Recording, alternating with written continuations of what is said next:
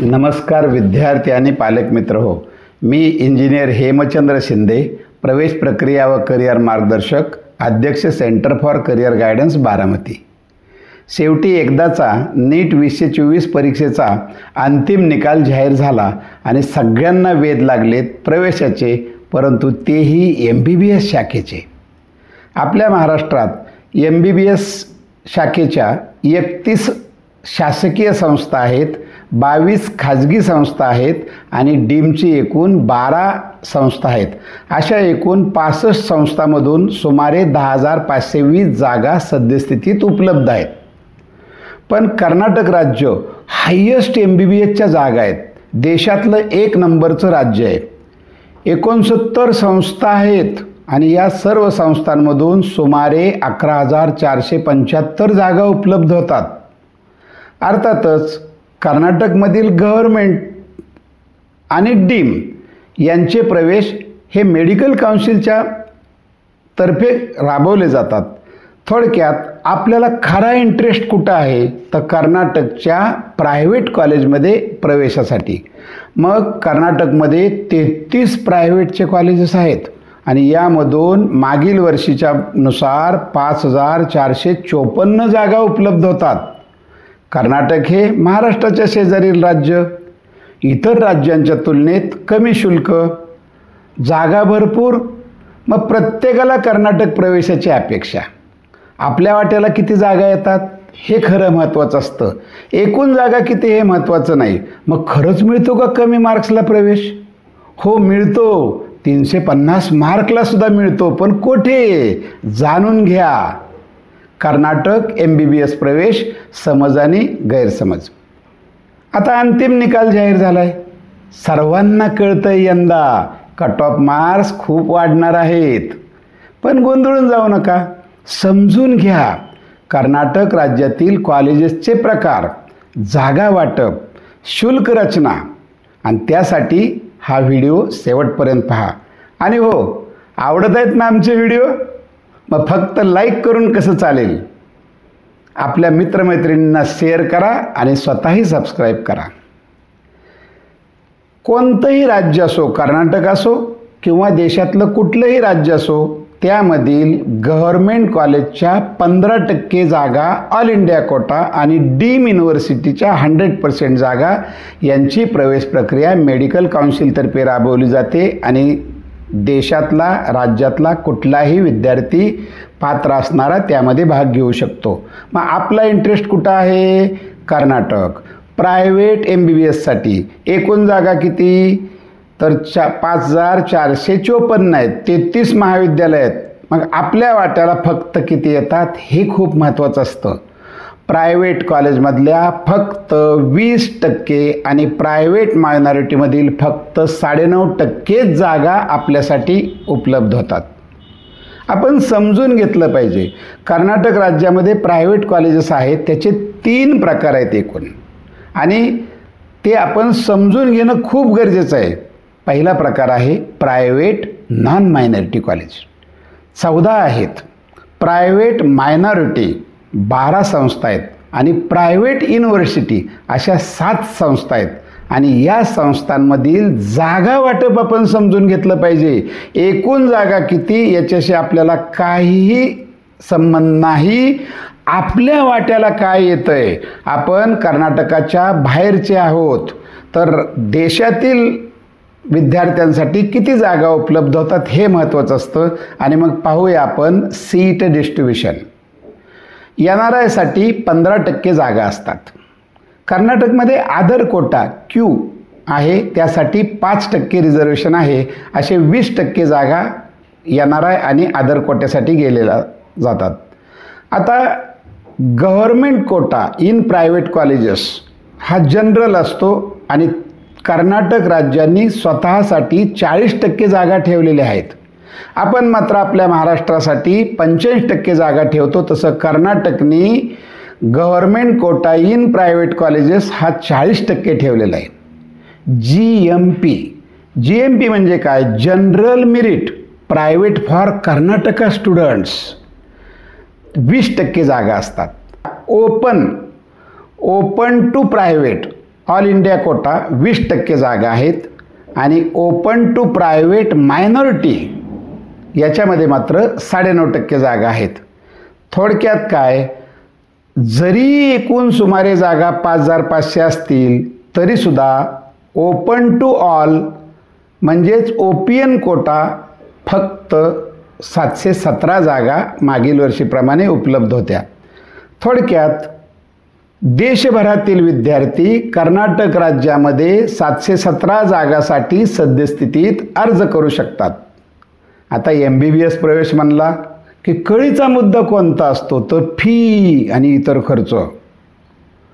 सर्वसाधारणपणे private minority आणि non minority colleges जे कर्नाटकमध्ये आहेत त्यामधील शैक्षणिक शुल्क म्हणजे ट्युशन फी फक्त 10.93 लाख प्रतिवर्ष आहे.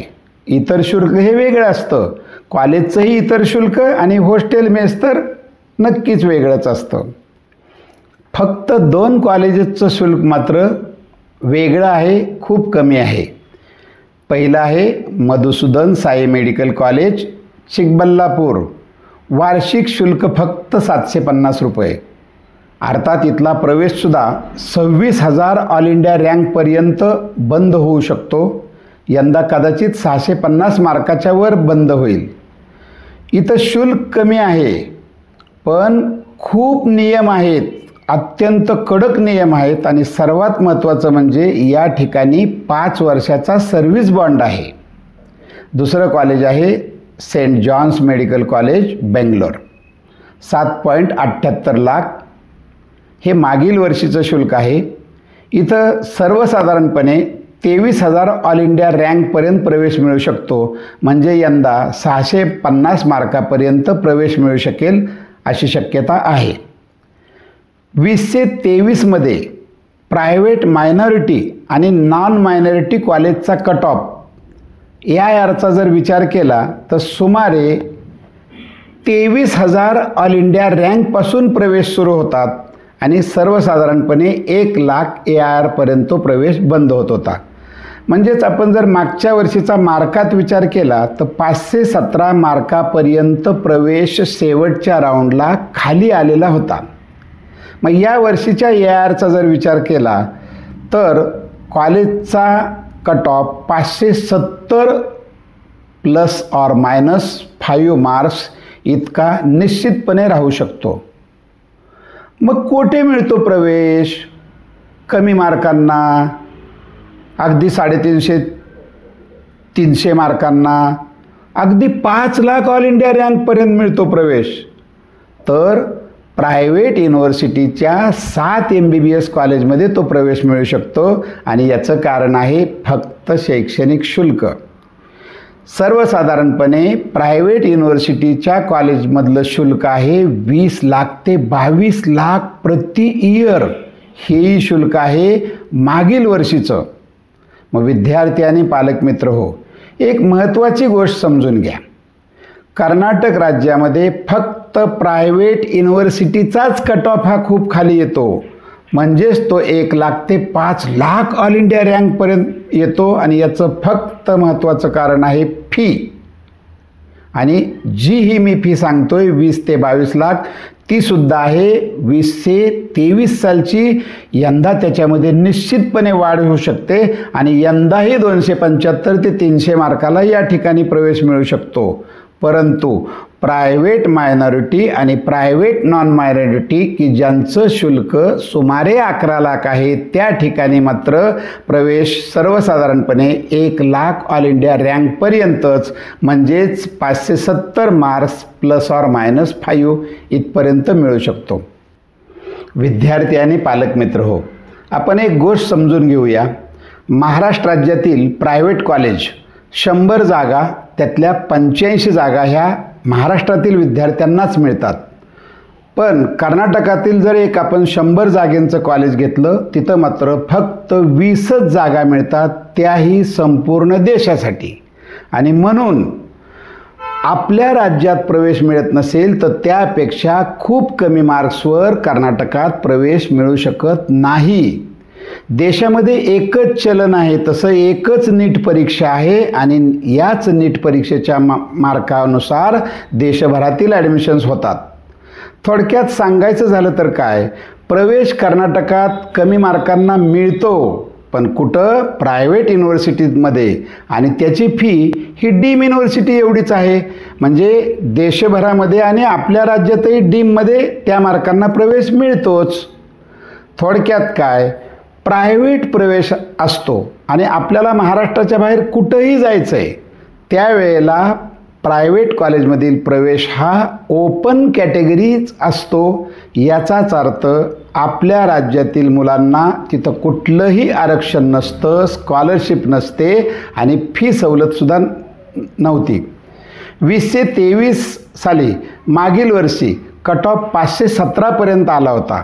अर्थात त्या वर्षी शेवटच्या राऊंडला काही जागा वाढवून आल्या होत्या. यंदा तसं होईलच असं सांगता येत नाही.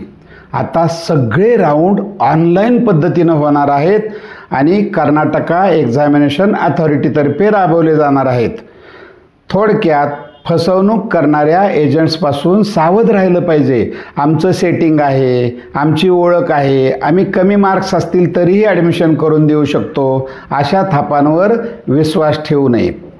आता कर्नाटकच्या प्रवेश प्रक्रियेमध्ये आपल्याला भाग घ्यायचा आहे, तर त्यासाठी कर्नाटक स्टेट काउन्सिलिंगचं रजिस्ट्रेशन करणंही आवश्यक आहे आणि यापूर्वीच कर्नाटकच्या वेबसाईटवर रजिस्ट्रेशनची सुविधा उपलब्ध होती.